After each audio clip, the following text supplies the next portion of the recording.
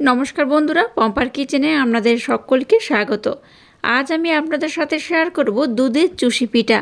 চুষি পিঠার রেসিপি আগে আমি আপনাদের সাথে শেয়ার করেছিলাম একটু অন্যরকমভাবে, তবে শীতের মরশুমে দুধের চুষি পিঠার স্বাদই আলাদা। তাহলে চলুন একদম সহজ পদ্ধতিতে আজকের এই দুধের চুষি পিঠার রেসিপিটা দেখে নেওয়া যাক। এই পিঠাটা বানানোর জন্য প্রথমে দেখুন গ্যাসটা জ্বেলে দিয়ে একটা কড়া বসিয়ে কড়াটাকে গরম করে নিয়েছি। এবার এখানে আমি 1 কাপ জল দিয়ে দিলাম। এর মধ্যে সামান্য একটু লবণ দিয়ে দেব আর দিয়ে দেব 1 চামচের মতো ঘি। জলের সাথে ঘিটাকে একটু মেল্ট করে নেব। জলটাকে খুব বেশি সময় দিয়ে ফোটানোর দরকার নেই, একটু হালকা করে গরম হলে বা ফুটে গেলেই হবে। জলটা দেখুন ফুটতে শুরু করে দিয়েছে। এবার গ্যাসের ফ্লেমটাকে একদম লো করে দিলাম। এবার এই বাটি মাপ করে 1 বাটি আমি আতপ চালের গুঁড়ি দিয়ে দেব। 1 বাটি আতপ চালের গুঁড়ি দিলাম। আর বাইন্ডিং যাতে ভালো হয় তার জন্য 1 চামচ ময়দা দিয়ে দেব। গ্যাসের ফ্লেমটাকে একদম লো রেখে এবার খুব ভালোভাবে সমস্ত উপকরণ মিক্সড করে নিতে হবে। আচ্ছা, আমি যে এখানে 1 কাপ জল ব্যবহার করলাম, যে বাটি মাপ করে এখানে আমি আতপ চালের গুঁড়ি দিয়েছি সেই বাটি মাপ করে এখানে আমি 2 বাটি জল দিয়েছি। ওই 2 বাটি জল মানে কিন্তু 1 কাপ জল। এখানে দেখুন আর কিন্তু জলের প্রয়োজন হবে না। মিশ্রণটা একটু নরম করেই মাখাতে হবে, খুব নরম বা খুব টাইট যেমন হবে না, তুলনামূলক একটু নরম করে মাখাতে হবে। মিশ্রণটাকে দেখুন খুব সুন্দর করে মেখে নিয়েছি। এবার এটাকে ঢাকা দিয়ে 10 মিনিটের জন্য রেস্টে রেখে দেব। গ্যাসটাকে বন্ধ করে ঢাকা দিয়ে 10 মিনিট রেখে দিলে কি হবে, এই মিশ্রণটা কিন্তু বেশ সফট হয়ে যাবে আর একটু ঠান্ডাও হয়ে যাবে। তো এটাকে আমি 10 মিনিটের জন্য ঢাকা দিয়ে রেখে দেব। 10 মিনিট পর মিশ্রণটাকে এই পাত্রের মধ্যে আমি ঢেলে নেব। এবার এই মিশ্রণটাকে একটু আমি ভালোভাবে মেখে নেব, একদম মোলায়েম করে মাখতে হবে। আর এটা মাখার সময় যদি মনে হয় একটু ঘির প্রয়োজন তাহলে কিন্তু একটু ঘি দিয়ে মেখে নেবেন। একটু গরম অবস্থায় এটাকে মাখানোর চেষ্টা করবেন, তাতে করে পিঠাটা একদম পারফেক্ট হবে। মিশ্রণটাকে দেখুন খুব সুন্দর করে মেখে নিয়েছি, একদম মোলায়েম সফট করে মেখে নিয়েছি। চলুন এবার এই চুষি পিঠেগুলোকে আমি কিভাবে বানাবো আপনাদের সাথে শেয়ার করি। এবার দেখুন মিশ্রণটাকে আমি 2 ভাগে ভাগ করে নেব, তাতে করে একটু সুবিধা হবে। একটা মিশ্রণ দেখুন নিয়ে নিয়েছি। এবার দেখুন এখান থেকে অল্প অল্প নেব আর এইভাবে হাতের মাধ্যমে একটু লম্বা করে নেব। ছোট বড় আপনাদের যেমন ইচ্ছা সেইভাবে বানালে হবে।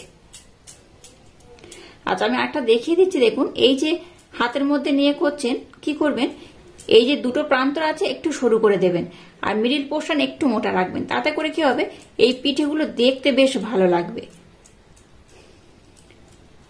এই দেখুন মিডিল পোর্শনটা একটু আমি মোটা রেখেছি আর 2 ধার দেখুন একটু সরু করে নিয়েছি। আর ঠিক এই পরিমাণে নিলেই হবে।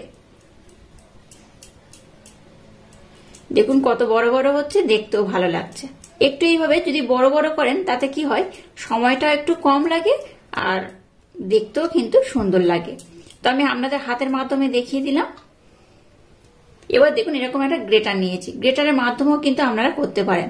এই গ্রেটারের মাধ্যমে কি করবেন, এইভাবে করে নেবেন। এই দেখুন এইভাবে করলে কি হয়, একটা সুবিধা হয়।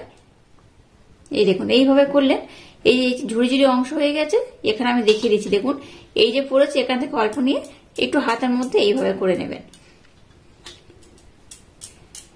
এতে করেও কিন্তু সবগুলো মোটামুটি একই মাপে হবে, দেখতেও ভালো লাগবে, খেতেও কিন্তু খুব সুন্দর লাগবে।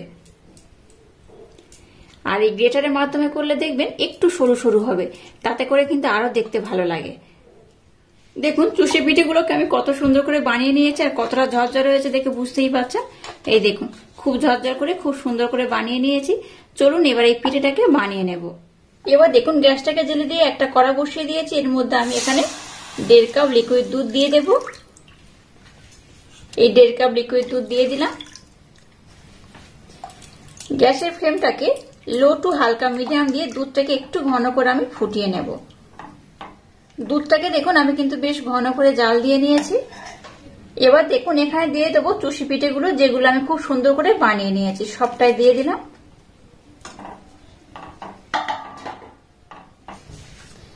গ্যাসের ফ্লেমটাকে লো টু হালকা মিডিয়াম দিয়ে এটাকে একটু ফুটিয়ে নেব।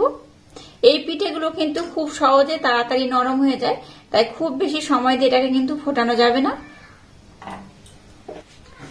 এই পর্যায়ে মিষ্টির জন্য দিয়ে দেবো আখের গুড়। মিষ্টিটা আপনারা কম বেশি করে দেবেন, যে যেমন মিষ্টি পছন্দ করবেন সেইভাবে দেবেন। গুড় দিয়ে পিঠাটা বানালে কি হবে, খেতে তো খুব ভালো লাগবে আর কালারটাও কিন্তু খুব সুন্দর হবে। আর এইভাবে কিন্তু আমি খুব সুন্দর করে বানিয়ে নেব। আবারও বলছি, কেউ যদি মনে করেন পিঠাটা একটু বেশি মিষ্টি খাবেন তাহলে কিন্তু মিষ্টিটার পরিমাণ একটু বেশি দেবেন। আর আপনারা চাইলে এটাকে চিনি দিয়েও বানাতে পারেন। তবে এই শীতকাল মানেই কিন্তু গুড় দিয়ে নানা রকম পিঠের রেসিপি। চিনি দিয়ে তো আমরা সবসময় বানাই, কিন্তু শীতকালে একটু গুড় দিয়ে বানালে যে কোনো পিঠের স্বাদই বেড়ে যায়। দেখুন পিঠেগুলো কিন্তু উপরে ভেসে উঠছে, দেখে বুঝতেই পারছেন। এই দেখুন সবগুলো কিন্তু গোটা গোটা থাকবে, একটুও ভেঙে যাবে না আর খুব সুন্দর হবে। আমি একটা হাতার মাধ্যমে আমাদের দেখিয়ে দেব। এই দেখুন প্রত্যেকটা পিঠে কিন্তু একরকম থাকবে, দেখে বুঝতেই পারছেন। একটুও ভেঙে যাবে না, জড়িয়েও যাবে না। এইভাবে চুষি পিঠেগুলো অবশ্য ট্রাই করবেন, তাতে করে কি হবে, যেটা দেখতে ভালো লাগবে, খেতেও খুব সুন্দর লাগবে। গ্যাসের ফ্লেমটাকে লো টু হালকা মিডিয়াম দিয়ে খুব সুন্দর করে আমি ফুটিয়ে নেব। এই দেখুন কত সুন্দর কালার হয়েছে আর সবগুলো পিঠে কিন্তু একদম গোটা গোটা আছে। এই দেখুন খুব বেশি সময় দিয়ে কিন্তু নাড়াচাড়া করবে না, পিঠেগুলো যেহেতু নরম তাই কেটে যাওয়ার সম্ভাবনা থাকবে বা ভেঙে যাওয়ার সম্ভাবনা থাকবে। এটাকে আমি খুব সুন্দর করে বানিয়ে নিয়েছি। একদম শেষে সামান্য একটু এলাচ পাউডার দিয়ে দিলাম। এলাচ পাউডার দিলে কিন্তু স্মেলটা খুব সুন্দর হয়।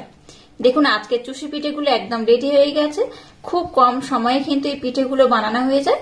এটা বানাতে যা একটু সময় বেশি লাগে সেটাই, তারপর কিন্তু খুব সহজেই দুধের মধ্যে দিলে খুব কম সময় এটা বানানো হয়ে যায়। এবার আমি গ্যাসটাকে বন্ধ করে দেব। আজকের পিঠেগুলো কিন্তু একদম রেডি হয়ে গেছে। চুষি পিঠেটাকে দেখুন খুব সুন্দর করে রেডি করে নিয়েছি আর এটাকে এই পাত্রের মধ্যে আমি সার্ভ করছি। একবার হলো এইভাবে চুষি পিঠেটা বানিয়ে দেখবেন, অসম্ভব মজাদার খেতে হয়। আর এইভাবে খেলে দেখবেন বারবার বানাতে ইচ্ছা হবে। আর এই পিঠে দিয়ে আপনারা কিন্তু অতিথি আপ্যায়নও করতে পারবেন। বাচ্চা থেকে বড় যে খাক না কেন এর প্রেমে পড়ে যাবে, অসম্ভব সুন্দর খেতে হয়। আর আজকের এই ইউনিক স্টাইলে চুষি পিঠের রেসিপিটা যদি আপনাদের ভালো লাগে তাহলে চ্যানেলটাকে লাইক, শেয়ার, কমেন্ট এবং সাবস্ক্রাইব করবেন আর পাশে থাকা বেল আইকনটা প্রেস করে দেবেন। তাহলে টাটা, আবার দেখা হচ্ছে নতুন কোনো রেসিপি নিয়ে।